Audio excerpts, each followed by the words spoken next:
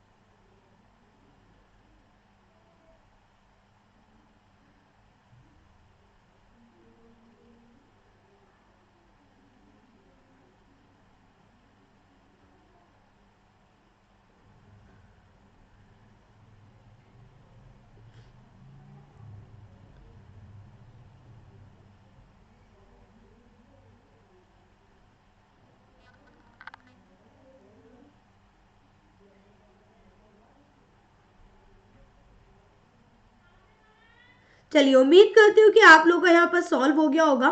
तो देख लेते हैं जरा किस तरीके से ये पजल सॉल्व होगी। सी, 9 पर्सन है, एक ट्राइंगुलर टेबल के राउंड में बैठे हुए हैं कुछ इस तरीके से, दो दो हर एक साइड पर है, ठीक है। और आपको ये भी बोला गया है कि जो कॉर्नर पर है वो तो आउटसाइड है, तो पहले कॉर्नर वालों को जरा जल्दी से आउटसाइड ले लेते हैं।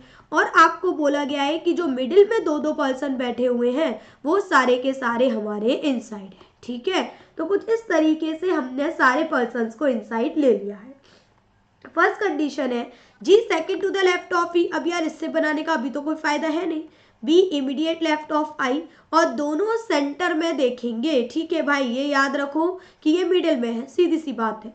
डी इमीडिएट लेफ्ट में है ए के, और ए कॉर्नर में। हाँ यार, ये थोड़ी बहुत लाइन मिली है हमको, खैर अभी भी देखते हैं इससे कोई फायदा होता है कि नहीं।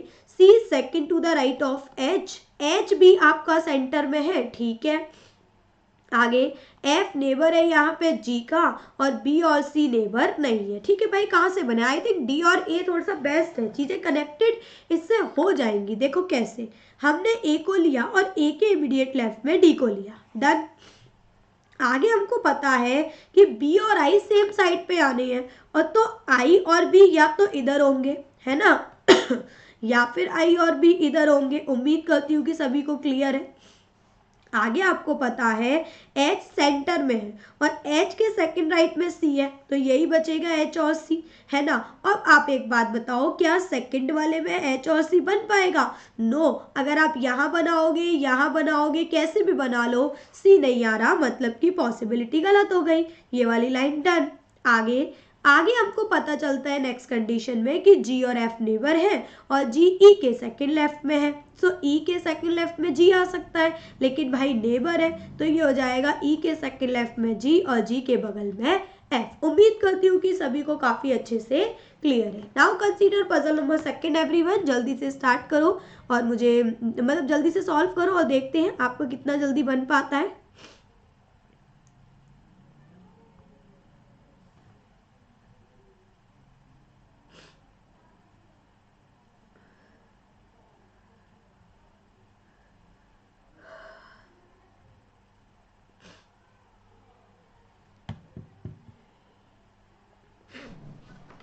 अगेन थोड़ी काफी फास्ट बनने वाली पजल है, टफ नहीं है। अगर आप गौर से देखोगे तो जल्दी से बन जाएगी।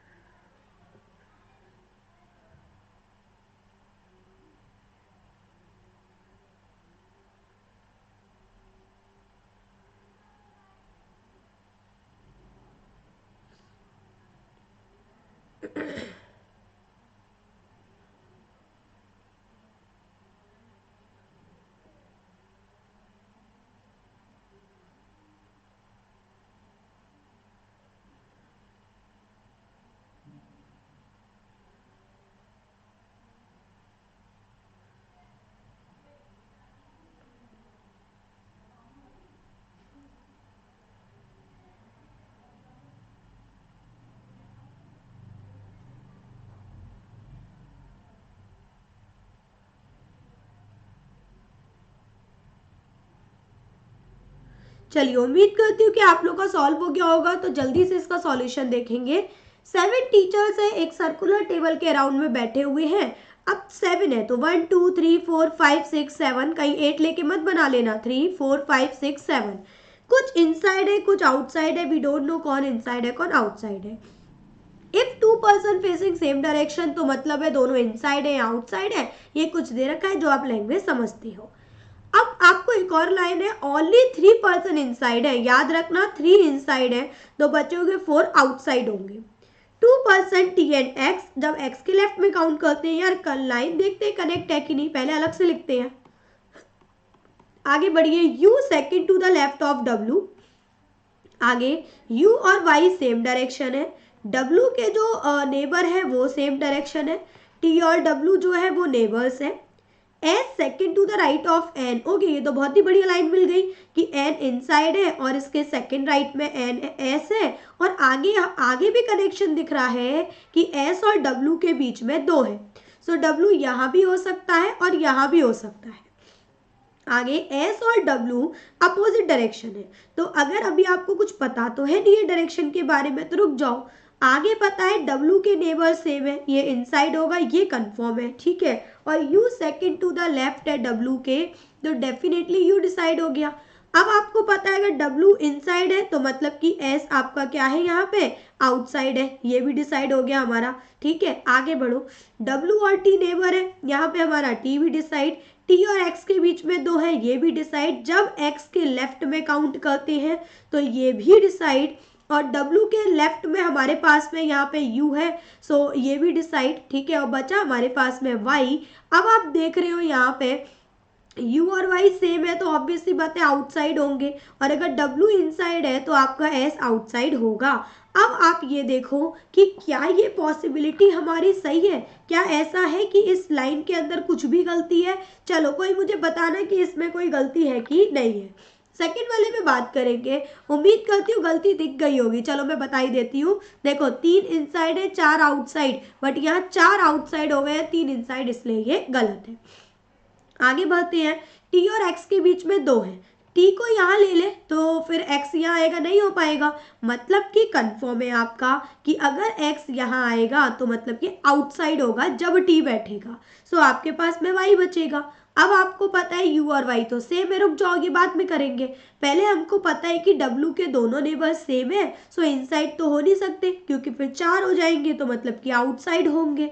और जैसे ये पता लगा तो y और u सेम है आउटसाइड, ये सही है, 4 आउटसाइड और इनसाइड, ठीक है। चलिए उम्मीद करती हूँ कि आपको अभी तक का सेशन पसंद आ रहे होंगे। सो डे नंबर 91 हमने कंप्लीट किया है, अब हम मुलाकात करेंगे इसके बाद में डे नंबर 92 में। सो बहुत बहुत शुक्रिया आप सभी का, फिलहाल के लिए इतना ही।